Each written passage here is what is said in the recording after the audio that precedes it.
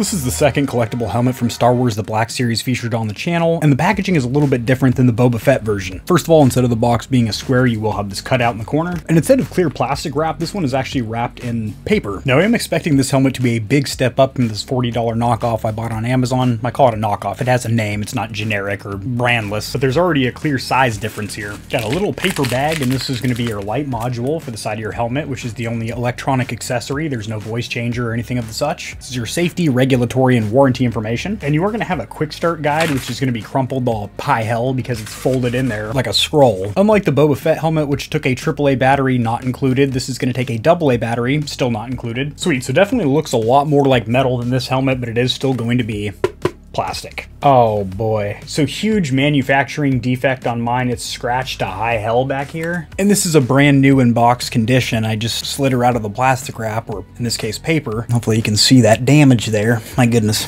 Oh man, there's also another one right here up front to the left of the T-screen. Oh my god, and I am not a fan of this vent either. This looks very cheap. Looks and feels very cheap, what they did with the vent here. There's something rattling around in there. I might just be the head strap.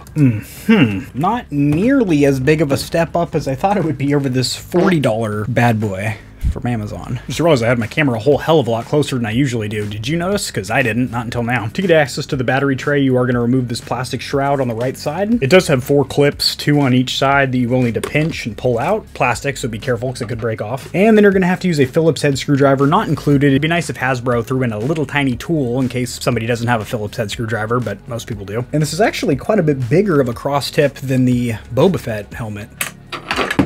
Right, return the cover, and I just noticed another scratch over here, just manufacturing defects galore on this thing, so that kind of sucks. Now, in order to get the light up and running, you are going to have to remove yet another plastic shroud or cover, this time at the top. 2 plastic clips hold this one in place, and you're going to see 2 little tracks, and at the bottom 2 metal pads that are going to make contact with the 2 metal tongs or prongs in there. Slide it right on in. Snaps into place. It was a little tough to get it to snap into place. I guess over time it'll become a little bit easier as it gets broken in, worked in, and whatnot. Now, in order to activate the coolest feature of this helmet, which is going to be the side flashlight, you do have an on-off switch under here. I don't like the placement, and also it's so weird. They have 2 fake or faux buttons over here, like a slider and then a button on the back. Actually, a third one on the side too. So why not just have it to where you can reach up and double tap maybe and turn this on, or flick the switch, but down here is just a weird placement for it. Also, it is not very bright at all, and much like the rest of the helmet, it is incredibly cheap and plasticky, except this is the cheapest feeling component, which sucks because it could have been the coolest. Maybe a little mini metal flashlight that's magnetized and snaps on that you can tap and it turns on, something like that, but geez. As for a warranty, it's quite confusing because Hasbro makes literally thousands of toys in different series. Even in Star Wars alone, they have multiple series. You get this lovely page, but Hasbro makes so many goddamn toys. If you have the answer, please drop it down there in the comment section. I would greatly appreciate it. In fact, I'd probably even pin the damn comment, because Hasbro has a refund policy that's 30 days, then they have a 90-day policy for another line of toys, and then I found one for 1 year, but it does not apply to this helmet. Craziness. Now, I always recommend purchasing through a third-party vendor like Amazon or Walmart, because you have that additional layer of customer support in case you do need to get a refund. Like, I will be applying for one because there's so many scratches and manufacturer defects on this helmet. Now, I'm proud to report visibility is a huge step up from the Boba Fett mask, as it does not have all those micro scratches across the screen. However, it does still have a warped effect around the outside, kind of like looking at a panoramic photo or through a fisheye lens where everything is a little bit warped. You have that chromatic aberration around the outside. Comfort is also a slight step up from the Boba Fett mask, as instead of that plastic ratchet strap with kind of a valve or a turn dish, it's a completely different adjustment mechanism that I think holds my head size a lot better. However, it's still going to be hard plastic on your head, not any kind of rubber. Yes, there are these little rubber pads which look really cool, don't get me wrong, but they're just rubber, which is good for cleaning and whatnot, but they're actually pretty firm and don't provide a lot of support on your noggin. So I'd give visibility a 6 and comfort a 5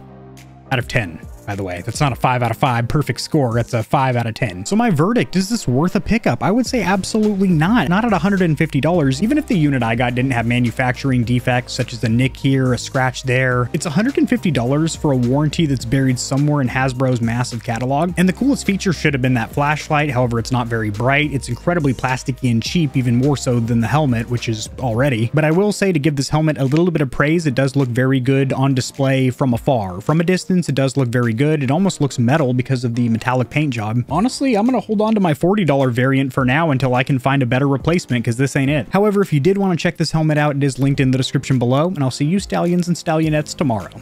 Peace. If you enjoyed the video, liking it helps it to get seen by more gamers. This information will reach and assist them as well, which in turn helps me grow this little channel, which I do greatly appreciate. Subscribe for more content like this. I cover news in the gaming community and industry, tutorials helping you get set up streaming and YouTubing, as well as honest gaming product reviews, keyboards, mice, headsets, controllers, mics, chairs, etc. There are some hefty exclusive discount codes found only in the description of my videos and only for the audience here at GamerHeaven. I have links to all my other platforms and socials in the description below. To get in touch with myself and the Stallions and Stallionettes of GamerHeaven, join the community Discord, and check me out at twitch.tv where I go live every other leap year on a blue moon if it falls into an odd calendar number, and my pH balance is on point. Just kidding, starting June I'm going to be live streaming a lot. Thanks for watching. This has been AK40 Kevin hosting GamerHeaven, and I'll see you tomorrow because I upload daily, all the time, 60% of the time, sometimes, most of the time. Peace.